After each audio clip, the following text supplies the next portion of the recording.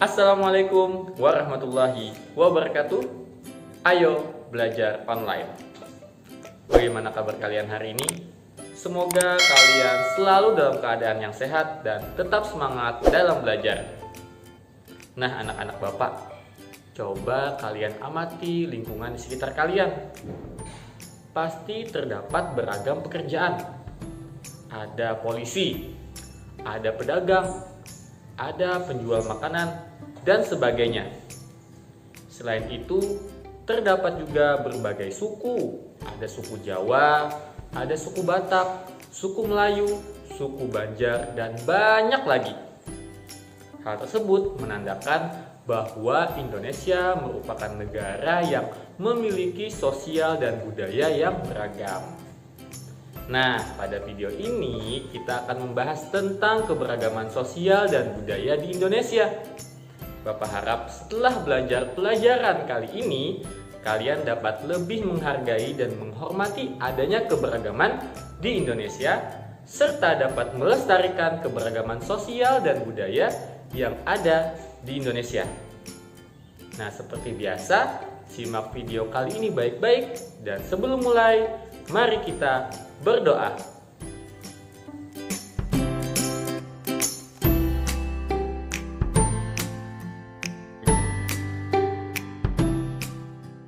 Indonesia merupakan negara yang sangat luas. Karena negaranya yang luas, menyebabkan perkembangan sosial dan budaya menjadi beragam. Nah, lalu apa sih keragaman sosial dan budaya itu?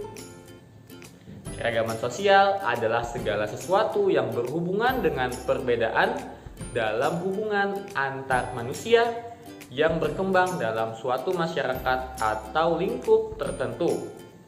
Misalnya, suku, pendidikan, kekayaan, pekerjaan, dan sebagainya.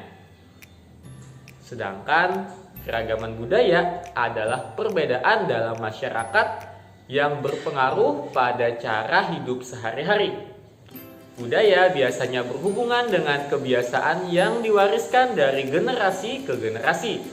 Misalnya tarian, adat, pakaian adat, rumah adat, dan sebagainya.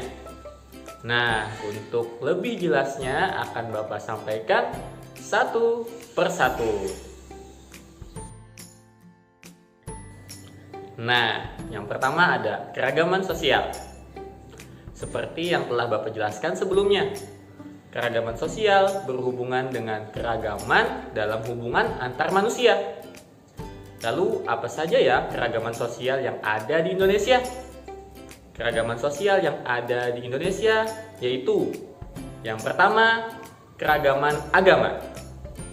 Ada 6 agama yang diakui di Indonesia, yaitu Islam, Katolik, Protestan, Hindu, Buddha, dan Konghucu. Nah, biasanya masyarakat di perkotaan memiliki keragaman agama yang lebih beragam daripada masyarakat di pedesaan. Yang kedua, ada keragaman jenis pekerjaan. Pekerjaan juga termasuk ke dalam keragaman sosial ya. Jenis pekerjaan dipengaruhi oleh lingkungan alamnya. Biasanya pekerjaan di perkotaan memiliki jenis yang lebih banyak dari pedesaan. Kemudian yang ketiga ada keragaman tingkat pendidikan. Tingkat pendidikan berbeda-beda dari pendidikan dasar sampai perguruan tinggi. Semakin tinggi tingkat pendidikan, akan semakin besar pula peluang seseorang meraih kesuksesan di masyarakat. Karena itu, kalian harus rajin belajar ya, supaya kalian juga sukses. Nah, yang keempat, keragaman tingkat ekonomi. Di lingkungan masyarakat, ada orang yang memiliki tingkat ekonomi rendah, dan ada pula orang yang memiliki tingkat ekonomi tinggi. Nah, yang kelima, keragaman suku bangsa dan bahasa. Pada masyarakat pedesaan terdapat kesamaan suku bangsa dan bahasa. Sedangkan pada masyarakat perkotaan cenderung memiliki keragaman suku, bangsa, dan bahasa yang bervariasi. Yang selanjutnya ada keragaman budaya. Keragaman budaya berkaitan dengan perbedaan adat istiadat yang berkembang di setiap daerah. Keragaman budaya dapat meliputi yang pertama, rumah adat. Yang kedua, senjata tradisional. Yang ketiga, upacara adat. Yang keempat, tarian adat. Yang kelima, pakaian adat. Dan yang keenam, makanan khas. Masing-masing daerah di Indonesia memiliki keragaman yang berbeda-beda ya.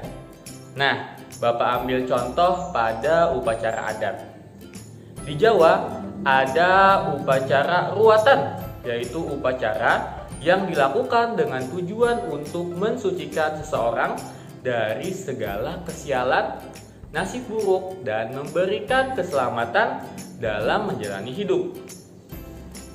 Kemudian di Kalimantan Selatan ada upacara Ba'ayun Mulut, yaitu upacara mengayun anak dalam buayan atau ayunan sambil membaca syair-syair maulid untuk merayakan maulid Nabi Muhammad.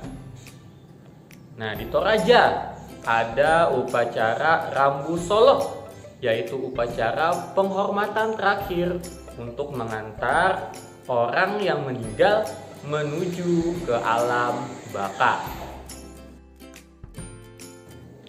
Nah, adapun keuntungan keragaman sosial dan budaya diantaranya, yang pertama, menarik minat wisatawan untuk berkunjung. Yang kedua, mempererat persatuan dan kesatuan bangsa. Yang ketiga, memperluas wawasan tentang kekayaan sosial budaya. Dan yang keempat, menjadi kekayaan budaya nasional yang harus kita lestarikan. Adanya perbedaan sosial dan budaya bukan menjadi alasan kita untuk saling bertengkar, merendahkan, atau merasa diri kita paling hebat. Tetapi perbedaan sosial budaya harus menjadikan kita bisa saling menghargai, saling tolong-menolong, dan saling bersatu. Bersatu sebagai bangsa Indonesia. Ingat semboyan kita, yaitu Bhinneka Tunggal Ika, yang artinya walaupun berbeda-beda tetapi tetap satu jua. Agar kalian lebih jelas, coba kerjakan soal-soal berikut ya.